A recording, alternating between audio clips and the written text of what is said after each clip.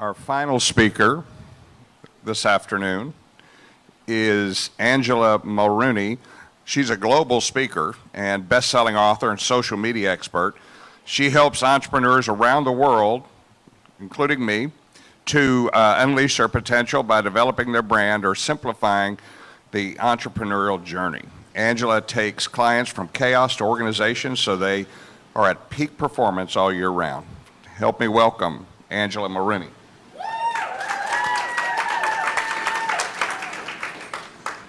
Have you ever had a moment in your life where everything you've been working towards comes together in a perfect click?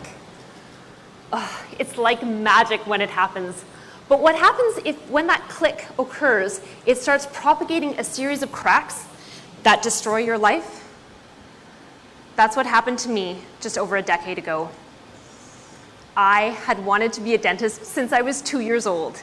If you can imagine, I was this tiny little kid with crazy blonde curly hair trying to charm everyone in my wake into letting me play with their teeth. And that love of teeth carried me through university, where I also developed a love of dance. At 24, my dreams came true. By day, I was going to be a perfect dentist. By night, a famous professional dancer. The only problem is, I am extremely shy. As a dancer, I stepped into the character I needed to embody to be confident on stage. But as a dentist, it was a different story. When I had to talk to adults, I would start getting in my head about how stupid everything I was saying must sound. My workaround was to work with kids, because I could just tell them stories about all the different colored sugar bugs I was removing from their teeth, how they were doing cartwheels and backflips up into the suction. And for the first 4.5 years of my career, it worked. But then I reached a crossroads where I had a choice.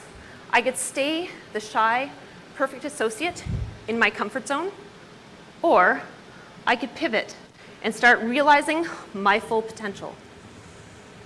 Like Kismet, I landed a locum for a 78-year-old dentist at an adult-based practice, and my transformation began. The first day I arrived at work, when I opened the door, what greeted my eyes was unlike anything I had ever seen before. The carpet, once beige, was blackened from years of dirt and cigarette smoke because it had never been cleaned. The first patient I laid back in the chair actually grabbed the tubing to the drill to support it because they knew it didn't work properly if they didn't. Not only was the environment in poor repair, sadly, so were the patients. The majority of the work placed the previous 3 years looked like Pac-Man had gone in and eaten underneath it because it had been placed on a bed of decay. And patients knew things weren't quite right. They knew the old dentist probably should have been wearing gloves about a decade before he did, and remembered his fingers tasting like alcohol and cigarettes. They knew when he dropped the restoration on the floor, picked it up with his bare hand and blew it off and put it right back in their mouth, that wasn't quite right either. And it was a curiosity to me why they stayed. It turns out they really liked him. He was charismatic. He was larger than life. He made them feel seen. And then there was me, the shy little wallflower who literally wanted to disappear. Now, even though the scenario was plastered in red flags, every day that I walked in there, I felt full of hope and sunshine because I could see the potential in everything. I could see the potential to step into my power as a dentist and reinvent my brand. So I decided to buy the practice and started chasing my entrepreneurial dream. I crafted the perfect plan, and everyone I told it to told me there was no way in that broken down practice I would ever achieve my dreams. So I decided to prove them wrong. And over the next year, I worked harder than I ever had in my life, and by the end of the first year, I had increased production by 73%. I had climbed the impossible mountain of achievement and was looking down, seeing my hard work come together in a perfect click. And it was magical.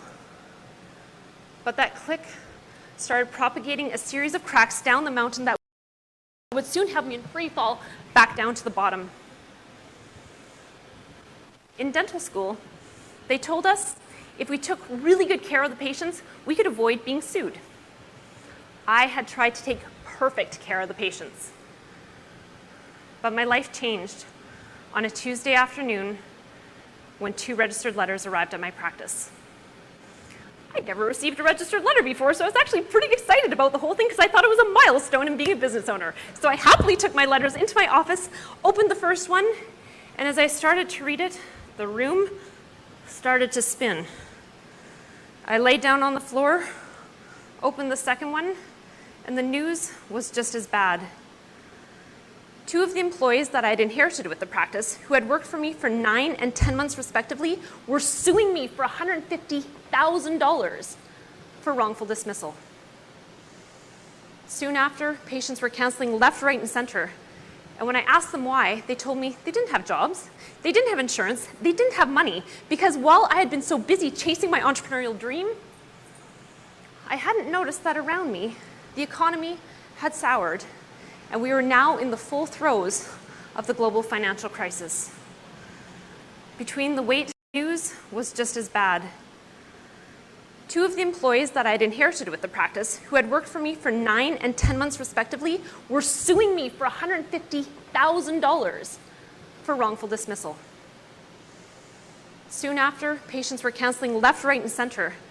And when I asked them why, they told me they didn't have jobs, they didn't have insurance, they didn't have money, because while I had been so busy chasing my entrepreneurial dream, 9 and 10 months respectively, were suing me for $150,000 for wrongful dismissal. Soon after, patients were canceling left, right, and center.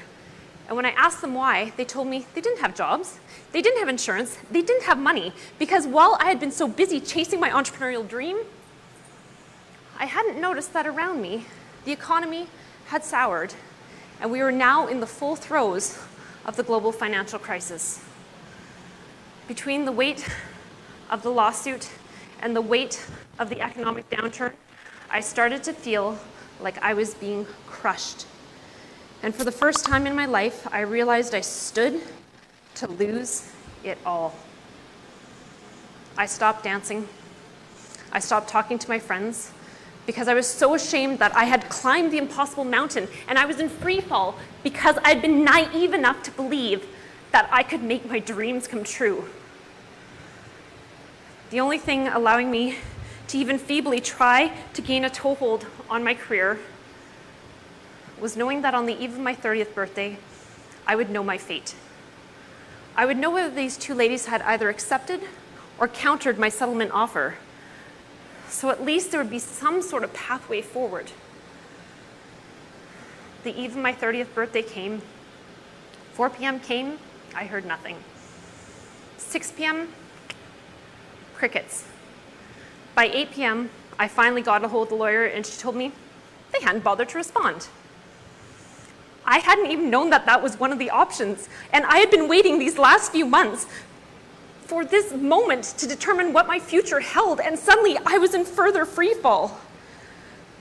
All the pain, all the shame, all the fear I had been shoving down started to tornado inside me, and I started to spiral out of control.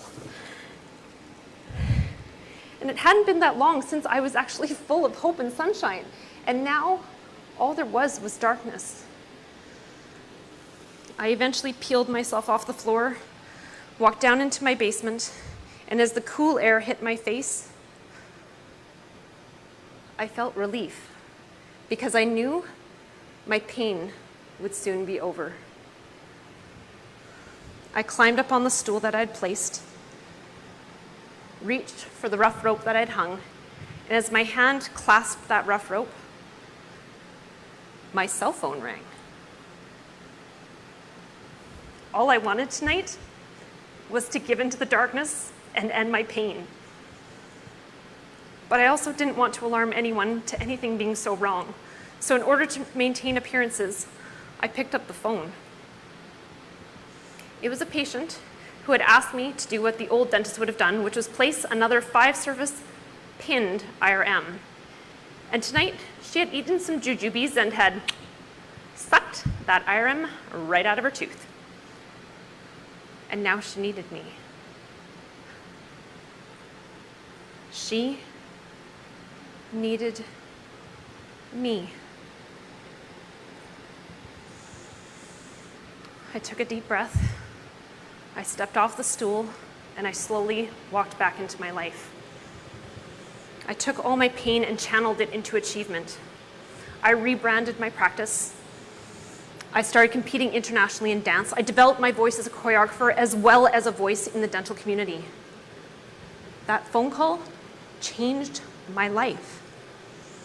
Sitting in the darkness, I realized that the world actually needed me.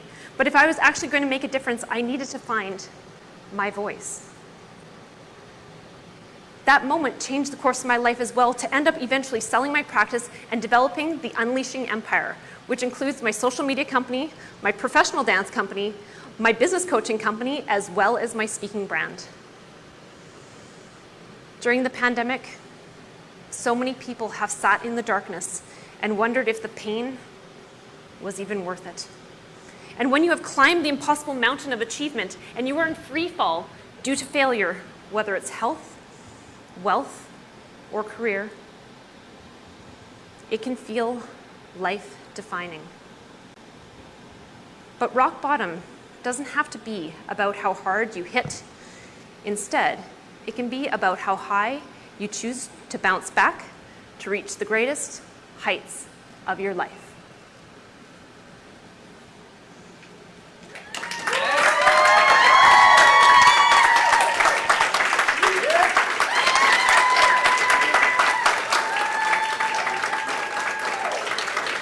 They must have rigged this competition to put all 5 of these people in the same thing at the end.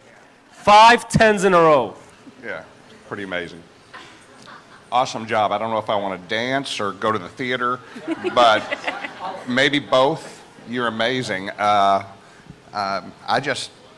love the content. You kind of had me from the start. And obviously, you're also a seasoned pro. So it's great. And I just don't see a shy little thing, but hey, that's just me. All right. Great job. Thank you.